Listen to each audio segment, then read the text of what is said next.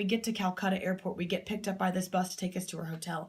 And the bus, we were originally chatting and like talking a little bit, groggy, but talking. Yeah. Sit on the bus went dead silent. Nothing you would expect to ever see. It was like, it was a sensory overload even sitting on the bus. You saw dust everywhere, pollution everywhere, trash, and animals with like flies flying around them.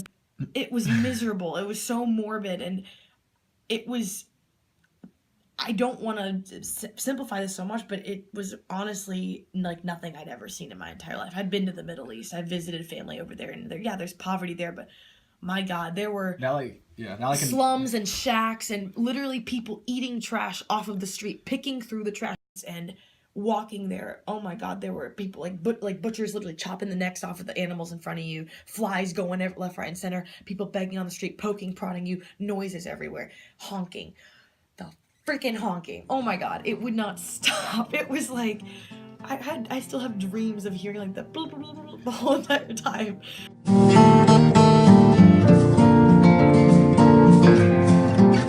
But it was hard because that fall semester leading up was difficult because I had to plan everything and everyone had difficult schedules. Yes. It's hard to coordinate.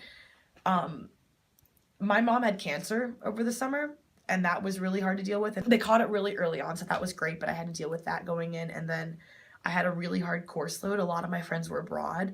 Like my closest friends, a lot of them were abroad. And one of my friends who I was good friends with from back home, she dated my best guy friend back home, and she passed away suddenly from diabetic shock. Like her pump just failed while in the middle of her sleep. A lot of adversity. A lot of adversity fall junior year, so it was a really growing, testing moment for me.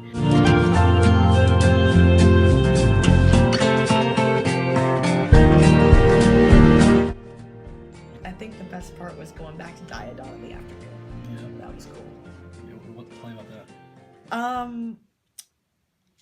They see thousands of volunteers every year.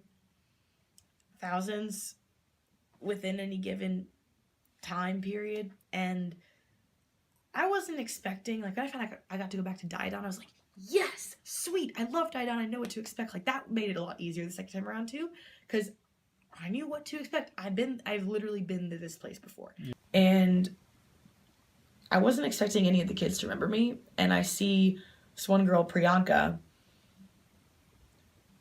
man, and I'm like, I look dead at her. And this was a girl, like, I'd worked really hard last year. This was a girl with microcephaly, the sophomore year to connect with. She was constantly throwing temper tantrums. She was cheeky. She was hard to connect with, but at the end of the day, she was like jumping on me, whatever. And that was the like second to last day of the trip. So I wasn't expecting her to remember me. And then as soon as I walk in, I see her, she sees me.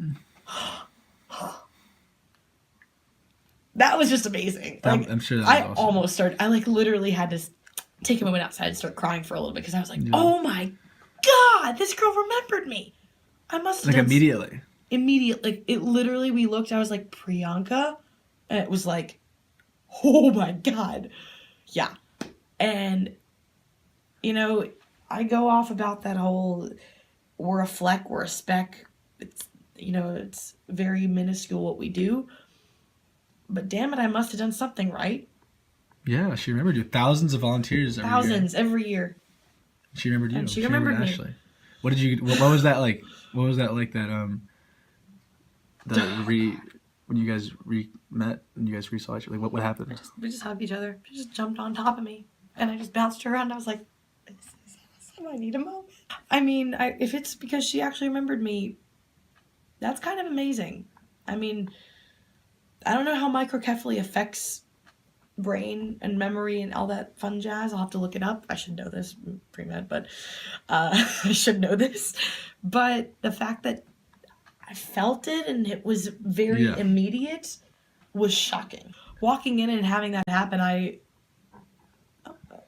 that was a lot. That was overwhelmingly rewarding and humbling. And I told the guys, like, guys, like in the taxi, like, that girl, like her.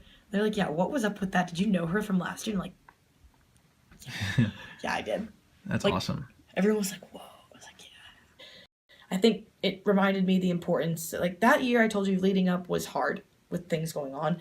And all the while the question reverberating through my brain was what matters. And I was trying to get that question answered, and it's the small things like that. Just taking the time to give someone care, human contact, that's what it is. That's what matters. And, you know, on our shirts that we sold as a part of a fundraising opportunity for the trip was on it, there was an elephant and that I had drawn, and then over around it said, "Believe in the small things because it is in them that your strength lies." It's a Mother Teresa quote, fitting for the trip, of course. And Mother Teresa couldn't have said it more eloquently. So it sounds like despite the fact that at first you kind of thought that this trip couldn't have come at like a worse time because like you were like so stressed with all the things that were going on in your life that were really tough. Like at the end of the day, it couldn't have come at a better time. Couldn't have come at a better time.